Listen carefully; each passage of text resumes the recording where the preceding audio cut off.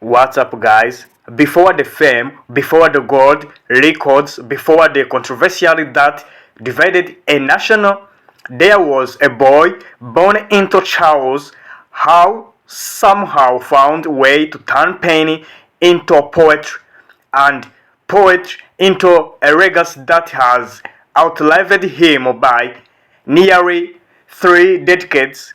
This is the story of Tupac Amaru Shakur, rapper, actor, revolutionary icon.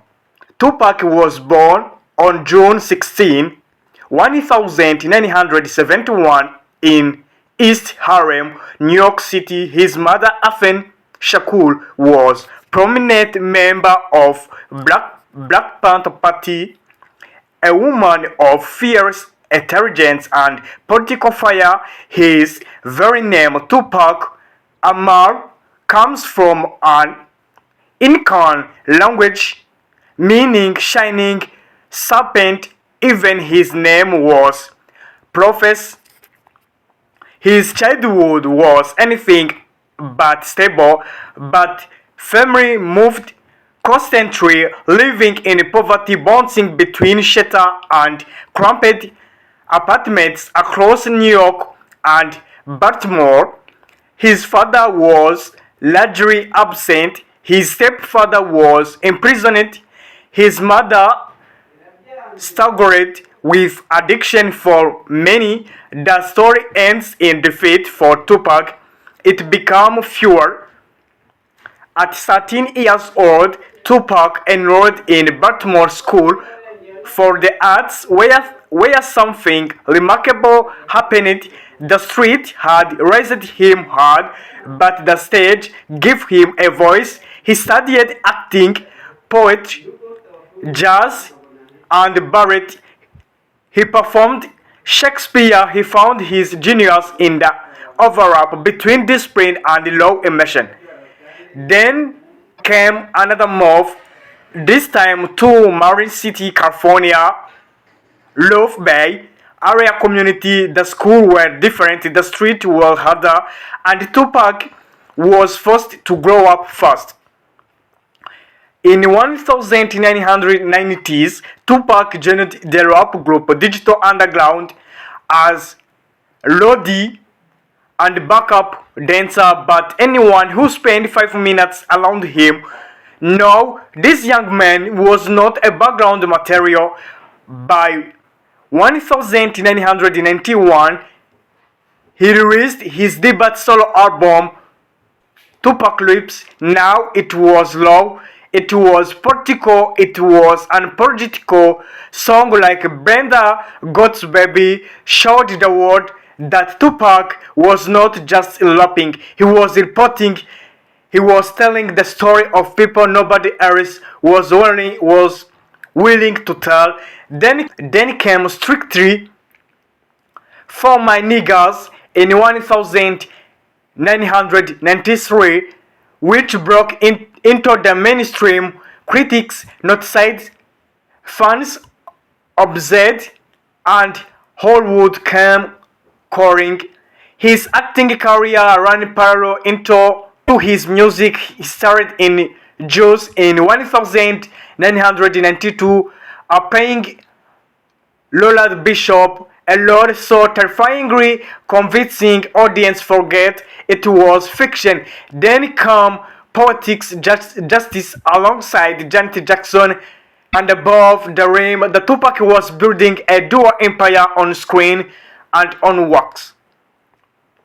Tupac life in the mid-90s became a collision of brilliance and turbulence. A legal trouble mounted in 1994. He was shot 5 times in a robbery at New York recording studio and survived. He pointed a finger, tension laws, the East Coast West Coast rap rivalry already simmering began to boil. After serving 8 months in a prison on an unrelated conviction, that the Tupac was bailed out by the Death Row Record CEO, the Suge Knight. He signed the rebel and unleashed what many consider his greatest creative line, All Eyes on Me, released in 1996, was double album of staggering ambition. 27 tracks of passion, rage, love, and defiance. Debuted at a number one and went diamond. Songs like California Love, How Do You Want It, and Aunt Mad at Shah dominated the radio culture and the conservation. The Tupac was everywhere, and he was producing a music at a pace that seemed almost supernatural, as if some parts of him no time was short. On September 7, 1996, the Tupac entered the Mike Tyson and Vice Bruce boxing match in Las Vegas. Later the night,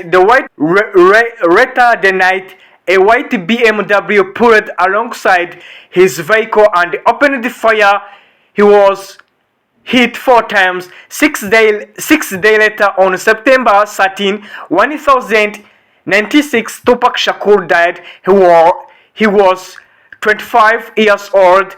The world stopped, but there is the extraordinary truth. The Tupac was really stopped creating. He left behind so much music that they flow, and subsequent label continued releasing albums for years. After his death, he has sold over 70 million records worldwide, making him one of the best-selling artists in history.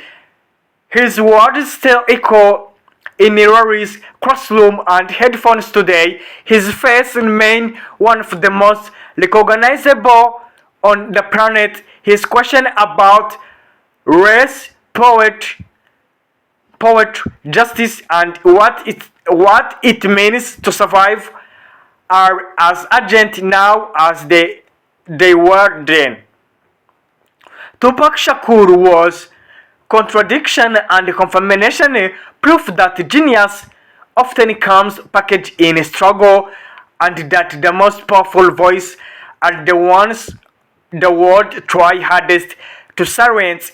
He lived loudly, he loved deeply, he spoke for those who could not, and 13 years later, the world still is listening. Tupac Amaru Shakur. Even for me, I'm still listening the song of Tupac Amaru Shakur, like Him Up, Made Me Figures, Ghetto Gasper. God continue to give the good race of Tupac Amaru Shakur, because it's the legend of all times in the hip hop, in the music, is the first rapper in the world. Thank you guys to listen to me. My name is Gakwa Fisto. God bless you. Thank you. Continue to show me the love. God bless you. God bless. Thank you guys.